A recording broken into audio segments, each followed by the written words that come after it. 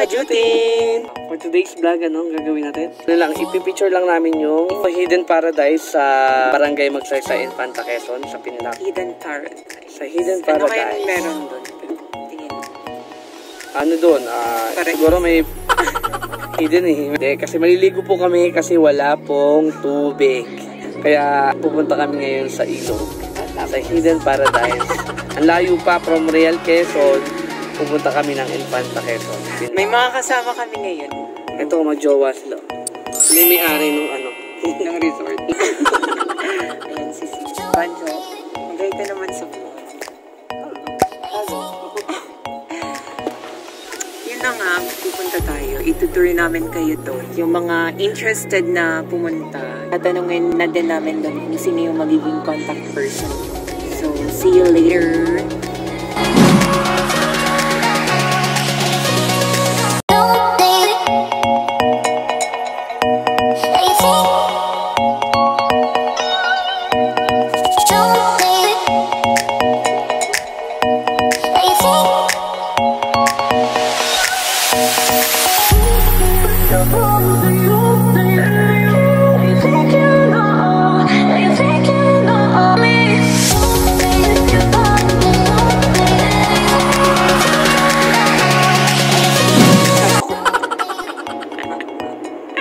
Andito na po tayo sa Barangay Gumian. Andito na po kami sa Infanta, Quezon. Boundary ng Real at ng Infanta. Dati po kasi ang Real ay bayan ng Infanta. Pagkakaalam ko. Dating barangay lang ang Real Quezon. Oo, dating barangay lang. Sabi Nino. Sabi ng Mosang. Mosang na.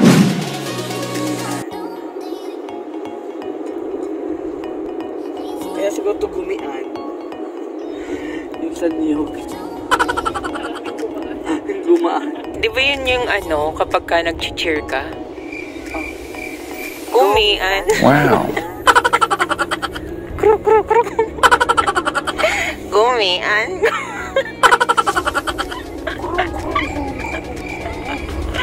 Ikaw, anong entry mo? Nag-iisip na yan.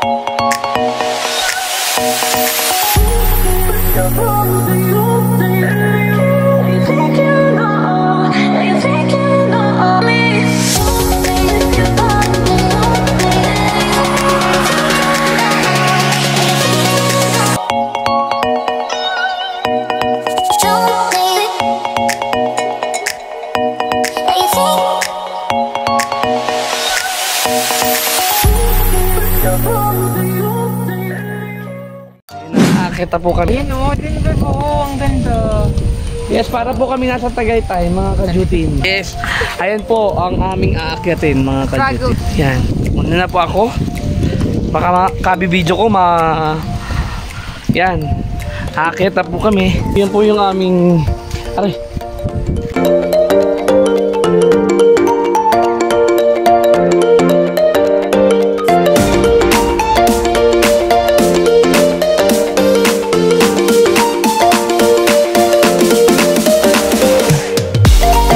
Yan po mga kajuti, no, tataasin namin.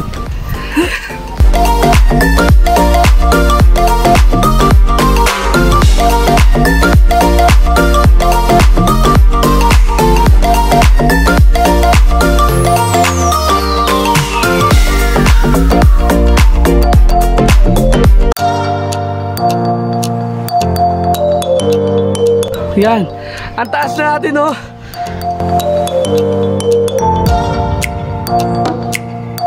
Yan, sa Hidden Paradise po, kung nagbabalak po kayo, ay kayo po'y aakyat ng bundok. Layo pala. Ayan, medyo mata. Hidden na hidden. Yung pundaan namin. Ang problema, yung pagpapaba. Hindi kami na-orient sa pag-aakyat. Sabi pa baba. Andito na po kami. Yan na po ang Hidden Paradise ng Barangay Magsaysay. Worth it po yung pag-trekking. Siguro mga 10 to 15 minutes yung lakad para marating tong Hidden Paradise. Ganda po niya, worth it sa Hidden Paradise.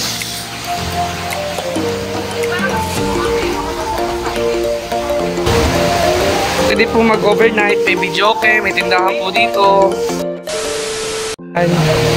Naliligo na po sila. 6 feet po yan. Akala nyo lang mababaw. 6 feet. Ha? Siguro mga lang din. Mga 3, ganun. Ginagawa pa ito, no? Ganda po niya, oh. Hidden Paradise. Sulit po yung pagod yung pag-akyat. Ay, kasali ka mga kasutin. Kung magre-rent po kayo niya, yung salbabida, renta po, yung isa. Yung cottage po is nag 400 po. Yung isang VIP yan, may VIP sila tinatawag dito. Yan, VIP. Ito yung parang ginagawa din nila. Yes, may parang falls.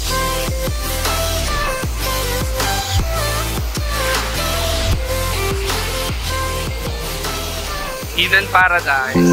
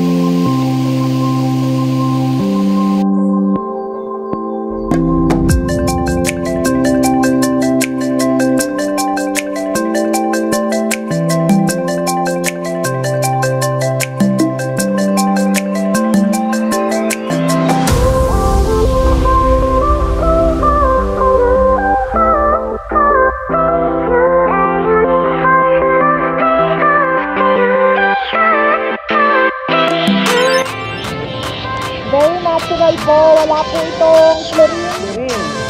Galing po ito sa bundok. Ayun po, oh.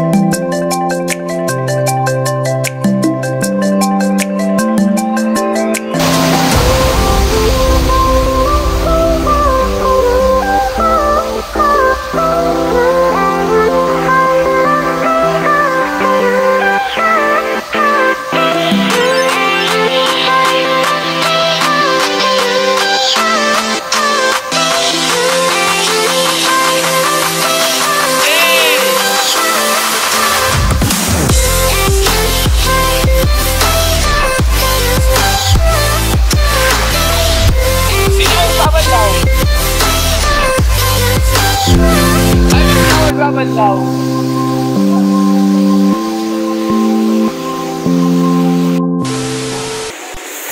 Beb, mag-out na tayo.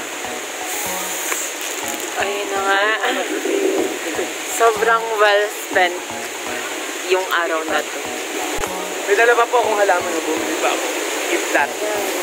Sobrang worth it yung pagbisita namin dito. Alam mo po, Medyo challenging lang.